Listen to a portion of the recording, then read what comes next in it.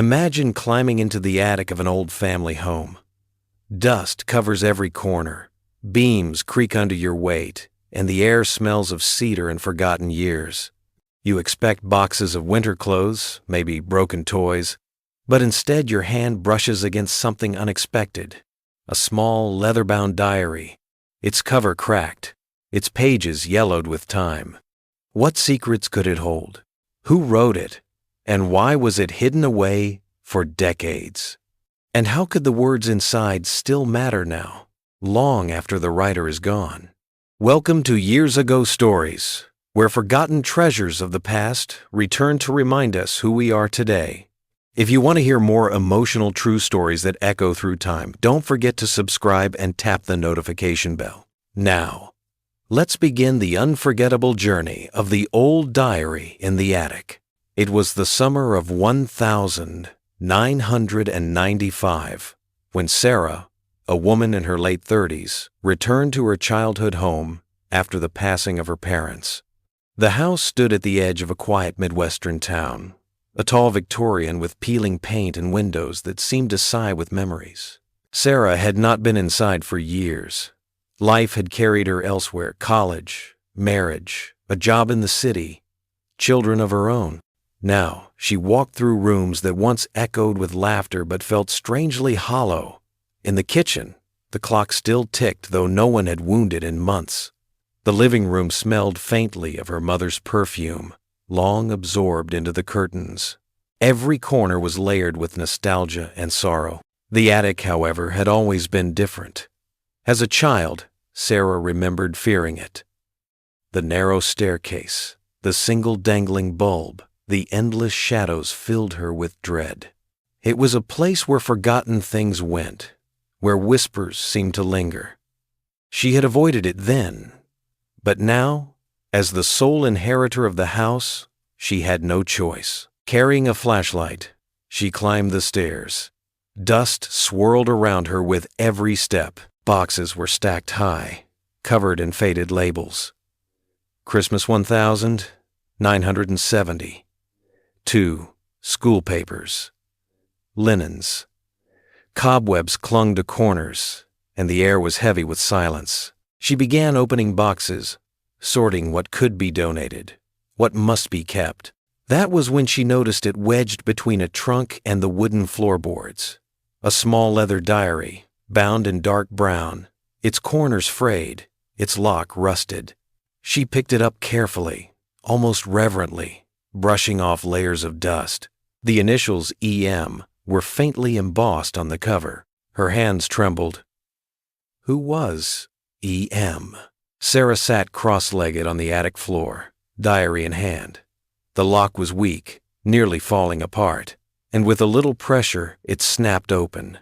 The pages inside were brittle, tinged yellow with age. She turned to the first entry, written in delicate cursive. March 12, 1941. My name is Elizabeth Mayfield. Today I am 13 years old, and I've decided to keep a diary because sometimes I feel there are things no one else will ever listen to. Maybe one day, if someone finds this, they'll understand me better than the people around me do. Sarah whispered the name. Elizabeth Mayfield. She didn't recognize it. The Mayfields were not part of her family as far as she knew. Perhaps it had belonged to a former owner of the house? She read on. Elizabeth wrote about school, about her strict father who worked at the factory, about her mother who sang while cooking. But even in those early entries, there was a shadow in her words, a loneliness, a longing for escape, a sense that childhood was not safe or simple. Sarah's heart pounded. This wasn't just a child's diary. It was a window into another life, another time. As Sarah turned the fragile pages, she saw the world of the 1940s come alive. Elizabeth wrote about rationing during the war, about classmates whose brothers went off to fight, about the fear that spread through town whenever telegrams arrived. Yet intertwined with history were secrets closer to home. One entry caught Sarah's breath. June 2, 1943. I saw Father in the barn again last night, arguing with a man I didn't know. They stopped when they saw me. Father said it was nothing, but his face was red and his hands shook. I don't believe him. Something is wrong. Sarah leaned back, stunned. What kind of secrets had this young girl stumbled upon? And why had her words been hidden in the attic for more than 50 years? The more she read, the more she sensed that Elizabeth's life held a mystery, one buried not only in the past, but perhaps in the very house Sarah now stood in. As Sarah closed the diary for the night, she felt a chill in the attic air. She carried it downstairs, her heart heavy with questions. Who was Elizabeth Mayfield? What secret had her father hidden? And why did this forgotten diary find its way back into the light, into Sarah's hands, after so many silent years?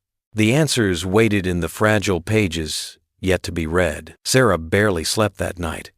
Every creak of the old house felt like the whisper of voices she couldn't quite hear. The diary sat on her nightstand, fragile yet magnetic, as though it carried a heartbeat of its own. Each time she closed her eyes, she imagined a young girl crouched in candlelight, pen scratching against paper, desperate to be heard. By dawn, she couldn't wait any longer. With coffee steaming beside her, she opened the curtains of the dining room, letting pale sunlight spill across the table. She placed the diary gently before her, as if she were preparing to speak with someone who had waited a lifetime for her attention. The pages welcomed her back with a faint scent of cedar and ink. The handwriting was rounded, careful, sometimes shaky, the way young hands try to mimic the elegance of adults. April 5, 1941. Father came home late again. He slammed the door so hard the glass rattled. Mother smiled, but her hands shook when she set the table. I wanted to hide in the cupboard. I wish I could be invisible on nights like this. Sarah read slowly, her lips moving in silence. She could almost hear the glass rattling, see the trembling hands. The house around her seemed to respond. The windows hummed faintly in the summer wind. The floorboards moaned as though they remembered. Turning the pages, she entered Elizabeth's world. Elizabeth wrote of school, of chalk-dusted blackboards and rows of wooden desks, of teachers who carried rulers with strict precision. She described walking home with her best friend Clara, who dreamed of becoming a nurse. They stopped at the corner store for penny candy, laughing with the reckless freedom of youth. But woven between these ordinary joys were shadows. May 2, 1941. Clara told me she wants to help people when she grows up. I said I just want to feel safe. She didn't understand. The words were simple, but Sarah felt their weight. What kind of childhood wished only for safety? Elizabeth's tone shifted as the war years pressed closer. She described neighbors whispering about ration stamps, mothers sewing socks for soldiers, and the radio bringing news that made entire rooms fall silent. November 18, 1942. We turned in sugar coupons today. Mother says no more birthday cakes, only Sunday pies. Clara's brother is leaving for the army. She cried in my lap, and I didn't know how to make her stop. Sarah's chest tightened. This wasn't history written in textbooks. This was history etched in the ink of a scared teenager. The entries grew darker. Elizabeth began to notice things others pretended not to see. March 3, 1943. Father was gone again. Mother said he worked late at the factory, but when he came home, he smelled of tobacco and whiskey. His hands were dirty, but not with grease. He wouldn't meet my eyes. June 2, 1943. I saw Father in the barn arguing with a stranger. They stopped when I stepped in. The man slipped out without a word. Father grabbed my shoulders and shouted that I should mind my own business. His eyes looked like someone else's. Sarah shivered. She remembered that barn. It still stood at the edge of the yard, roof sagging, door hanging crooked. She wondered if its walls still held the echoes of those long-ago arguments. The more she read, the more Sarah felt bound to Elizabeth. She carried the diary with her from room to room. In the kitchen, She placed it beside her teacup. In the living room, it rested on the arm of her mother's old chair. On the porch, as cicadas droned, she turned the pages and whispered, "I hear you, Elizabeth. You're not alone." It was as if two women, separated by half a century, shared the same silence. One wrote words into it, the other pulled them back out. By 1944, Elizabeth's tone grew urgent.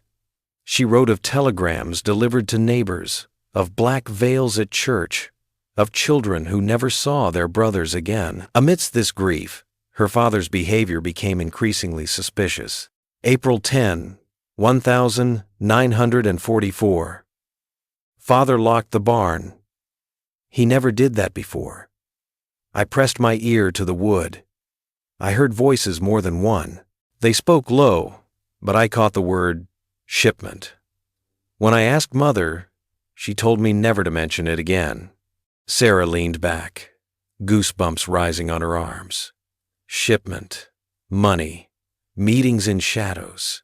What had this man been involved in? Then came the entry that made Sarah's pulse quicken. September 14, 1944. I followed Father into town. He met the same man behind the general store. They whispered. I heard the words money, war supplies, and something about keeping quiet. When they noticed me, Father's grip bruised my arm. He told me if I ever spoke or wrote about it, no one would believe me. But I'm writing anyway. Someday, someone will know. Sarah's hand trembled as she closed the diary for a moment. The house groaned softly, as if agreeing. She looked toward the barn outside the window, its wooden planks gray with age. A place of secrets. For hours she sat with the diary in her lap. Elizabeth's voice was raw, frightened, but also brave. She hadn't stopped writing, even when she feared punishment. That courage pierced through the decades and landed directly in Sarah's heart. Sarah thought of her own life, how often she had bitten her tongue, how many truths she had left unsaid in order to keep peace. Maybe that was why this diary found her. Maybe she needed Elizabeth as much as Elizabeth once needed someone to listen. Late that night, Sarah placed the diary back on the table, but she couldn't stop replaying Elizabeth's words. The entries ended abruptly, mid-sentence, as though pages were missing or torn. Who was Elizabeth Mayfield? What had her father been involved in? And why had this diary remained hidden in the attic, waiting 50 years to be found? Sarah realized she had only begun to uncover the mystery. The answers lay deeper in the fragile pages and perhaps in the very walls of the house she now called her own again. Sarah woke before dawn, drawn again to the small book on her nightstand. She touched its cracked leather cover with reverence, as though it were a sacred relic. She had promised herself to rest, to take the sorting of her parents' house one day at a time. But the diary called louder than any duty. It wasn't just curiosity now. It was responsibility. She felt Elizabeth's voice pressing forward from the pages, pleading not to be forgotten. With trembling fingers, she turned to the next section. The ink grew darker here, the handwriting more rushed, as though written in fear. The entries that followed would reshape everything Sarah thought she understood about the house, the family who once lived in it, and perhaps her own history as well.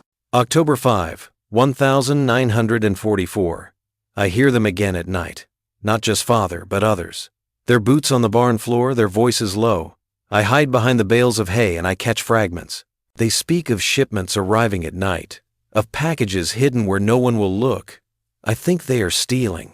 But it feels bigger than that. Something about the war. Something dangerous. I want to tell someone.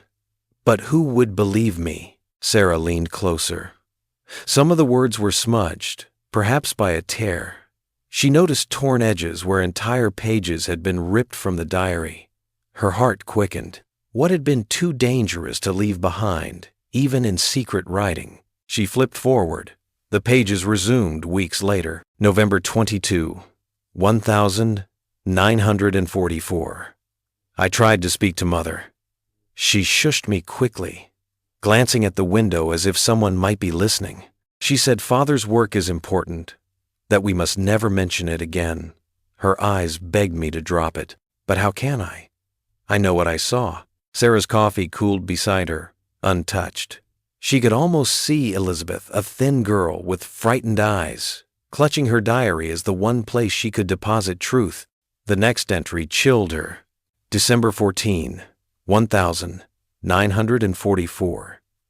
The man from the barn came to the house. Father let him in, and they argued.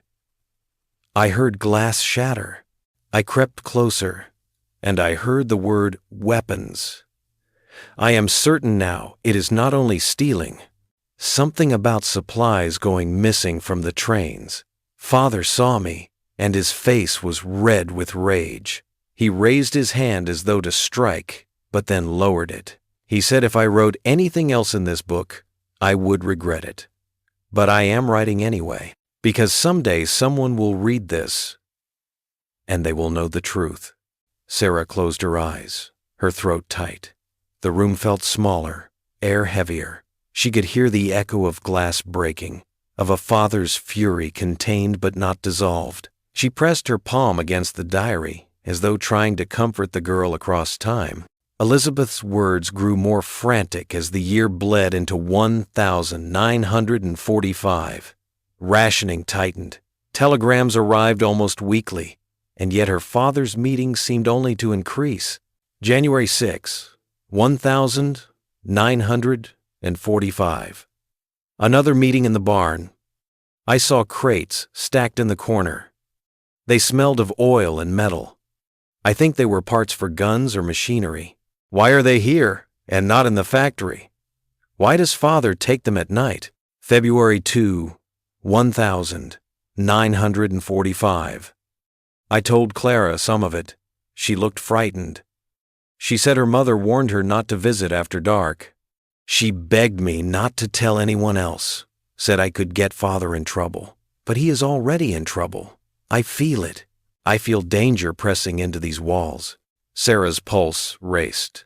Could this small-town factory worker have been part of a wartime smuggling ring? The idea seemed absurd, yet Elizabeth's descriptions were too vivid, too consistent. And the missing pages, what truths had been erased?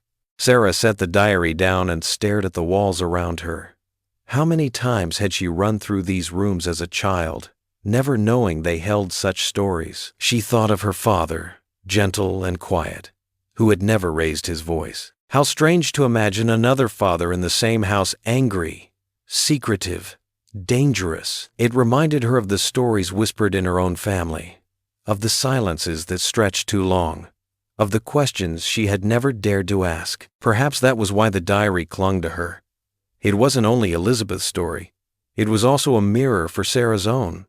The ache of unspoken truths was something she knew too well. The entries continued, each one heavier than the last. March 11, 1945. Father caught me near the barn again. He shoved me inside, locked the door, and told me I was to stay there until I learned obedience. I cried until my throat ached. When he finally let me out, Mother looked away. She said nothing. Her silence hurt more than his anger. April 20, 1945. I heard Father shouting at the stranger again. They spoke of the war ending soon, of how they must move quickly before anyone notices. I think they are hiding stolen supplies meant for soldiers. I cannot sleep. My chest feels heavy with secrets.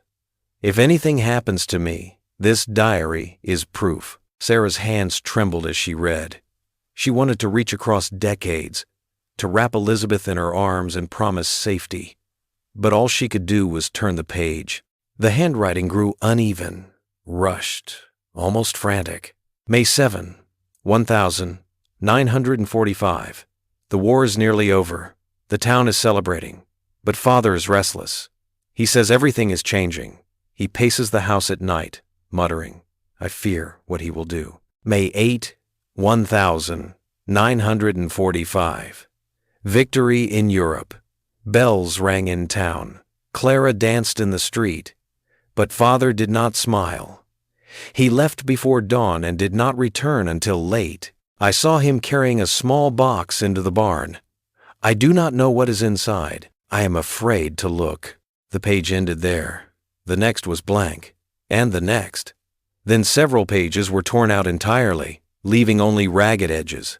Sarah gasped, flipping forward in desperation. At last, one final entry appeared, scrawled and smudged. June 2, 1945. If someone reads this, know that I tried to tell the truth. Father is not the man he pretends to be.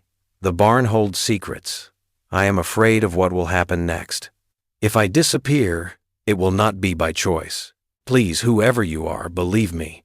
And then the words stopped. The silence of the house pressed in on Sarah. She rose, diary clutched to her chest, and walked to the window. The barn loomed in the distance, its roof sagging, its wood grayed with time. She imagined crates hidden beneath the floor, boxes that smelled of oil and metal, secrets rotting in the dark. A chill coursed through her. Was any of it still there? Could something have survived decades untouched? She thought of calling someone a historian, the police. Anyone but the idea felt premature. All she had were words, fragile and faded, and yet they pulsed with truth. That night, Sarah carried the diary upstairs with her. She placed it on the nightstand and turned out the light, but sleep would not come. In her dreams, she heard boots echoing on barn floors, glass shattering, a girl's cry stifled in the dark. When she woke in the gray of early morning, her decision was clear. She would go to the barn. She would see for herself. She wrapped her sweater tight, stepped onto the porch, and felt the cool air bite her skin. The barn waited, silent and hulking, a monument to secrets. She walked slowly, each step echoing in her ears. Her hand reached for the rusted latch. The wood groaned beneath her touch, and just as she pushed the door, a gust of wind swept through the yard, slamming it wider with a hollow boom. Inside, shadows stretched like fingers, beckoning her forward.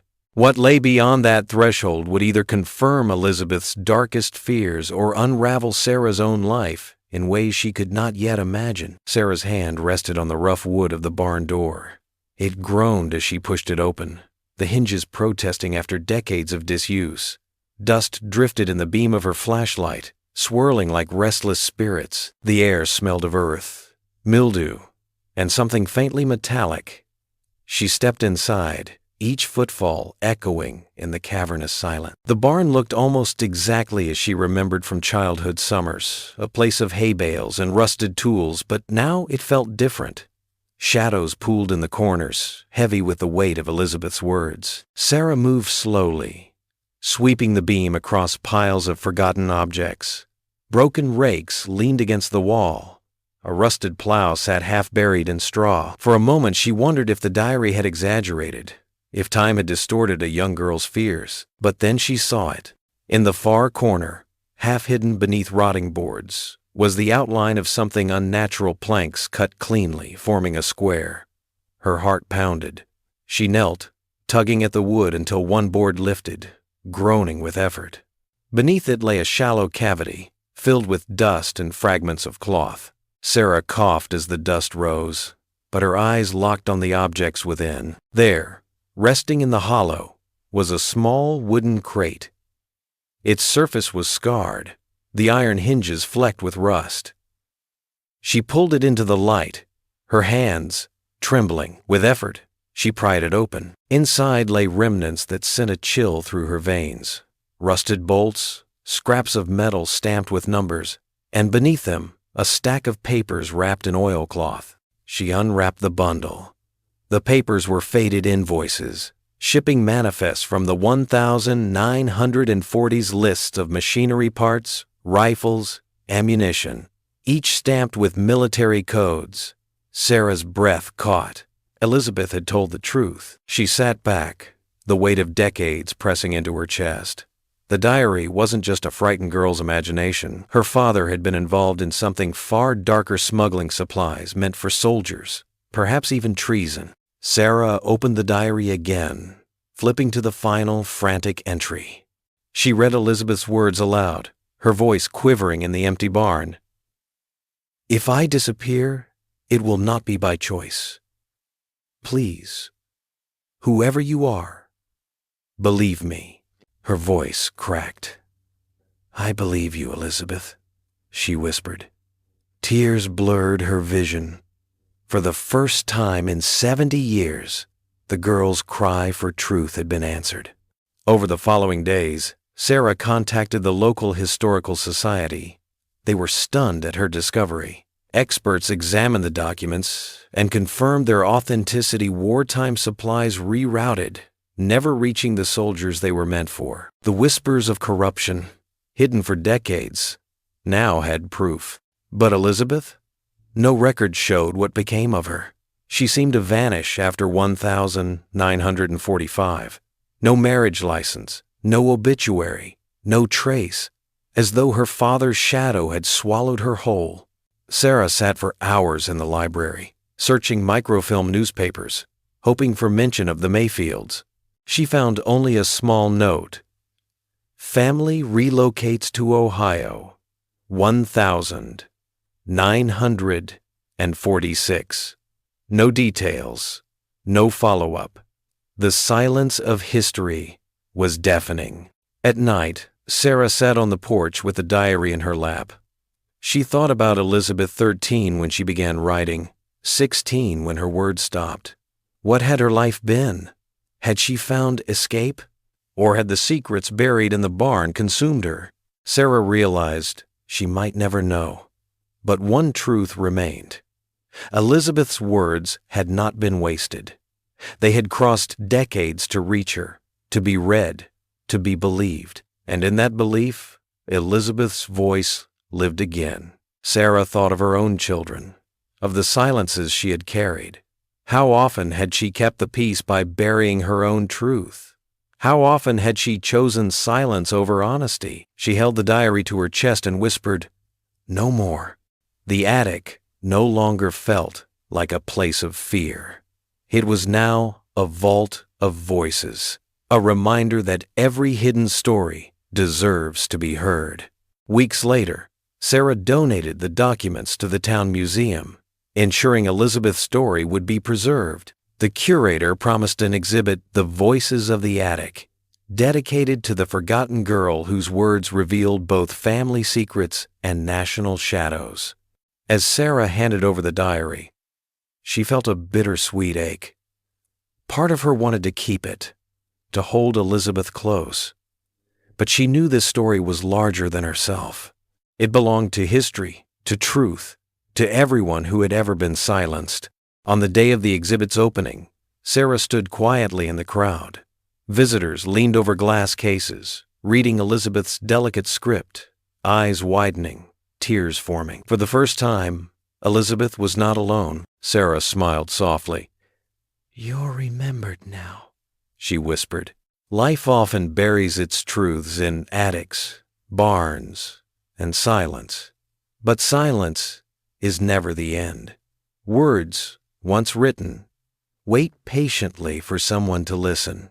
Elizabeth Mayfield wrote in fear, yet her courage reached across 70 years to teach another woman the power of speaking truth. Her story reminds us, even when voices are silenced, the truth endures.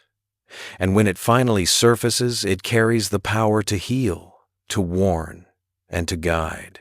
If this story moved you, share your reflections in the comments below. Have you ever uncovered something from the past that changed the way you see your life today?